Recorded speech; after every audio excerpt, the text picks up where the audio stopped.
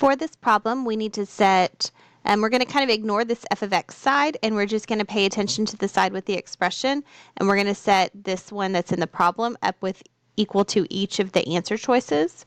So we're going to begin by storing a 1, and we're going to be able to use that throughout the problem.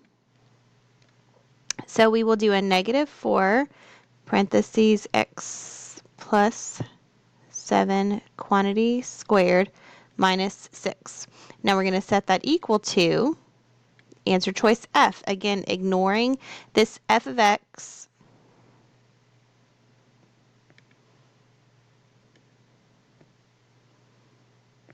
Ignoring that f of x.